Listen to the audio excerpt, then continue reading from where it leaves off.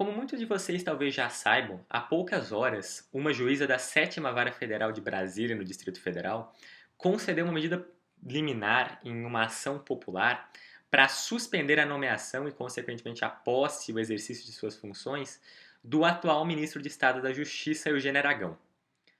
Os fundamentos dessa decisão são, na verdade, muito similares aos que foram adotados pelo Supremo Tribunal Federal no julgamento da ADPF, a Arguição de Descumprimento de Preceito Fundamental, número 388, mais ou menos na metade do mês passado, em que se impugnava também a nomeação do então ministro da Justiça, Wellington César Lima e Silva, ao fundamento de que isso violaria o artigo 128, parágrafo 5º, inciso 2º, a linha D da Constituição Federal, que dispõe que é vedado aos membros do Ministério Público exercer, ainda que em disponibilidade, qualquer outro cargo ou função, salvo uma de magistério.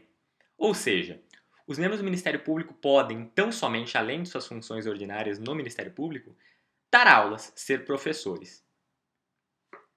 Então, claramente, a nomeação tanto de Eugênio Aragão quanto Wellington César Lima e Silva violam a letra da Constituição.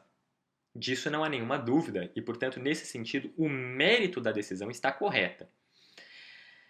A questão é na verdade, de competência. Muito embora o mérito da decisão esteja correta, ela tem que ser tomada pela pessoa correta. E a pessoa correta, como eu acredito que mesmo os leigos possam constatar, não é um juiz de primeiro grau. Vejam bem, essa decisão agora recente foi tomada no âmbito de ação popular. Para que serve uma ação popular? Se a gente olhar no artigo 5º, inciso 73 da Constituição Federal, a gente vai ver que lá está escrito: qualquer cidadão é parte legítima para propor a ação popular que vise a anular ato lesivo ao patrimônio público ou à entidade de que o Estado participe, primeira hipótese. Segunda hipótese, a moralidade administrativa. Terceira hipótese, ao meio ambiente. Quarta hipótese, ao patrimônio histórico e cultural. Claramente, o caso em questão não se ajusta a nenhuma dessas hipóteses. Então, a ação popular é, nesse caso, manifestamente incabível.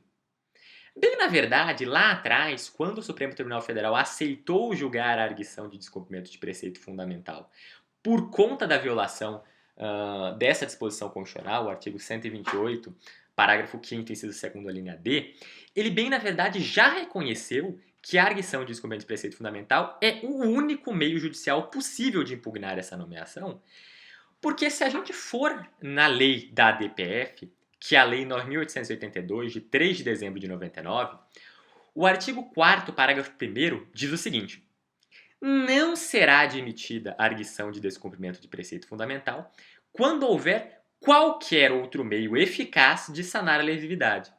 Ou seja, se a arguição de descumprimento de preceito fundamental foi admitida pelo Supremo, é porque ele reconhece que não há nenhum outro meio eficaz de sanar a lesividade. Em particular, ele já reconhece, então, que não seria cabível a ação popular.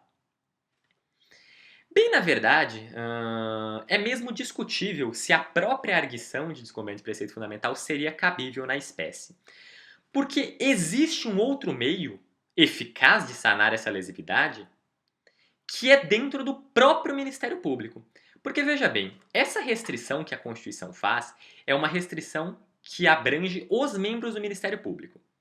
E acontece que se a gente for na Lei Orgânica do Ministério Público, que é a Lei Complementar número 75, o artigo 240, inciso 5º, a linha G, ela já dispõe ser passível de pena de demissão a aceitação ilegal de cargo ou função pública por parte de um membro do Ministério Público.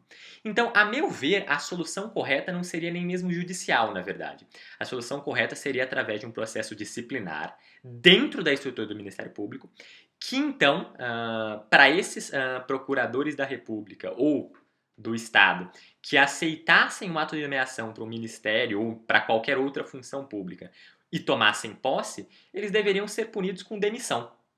Uma vez demitidos, eles não mais fazem parte do Ministério Público e, desse modo, a vedação do artigo 128 parágrafo 5º, inciso 2º, linha D da Constituição, não mais seria aplicável e, portanto, a lesividade que poderia ensejar qualquer medida judicial estaria, então, sanada, não havendo mais que se falar em arguição de descumprimento de preceito fundamental nenhum.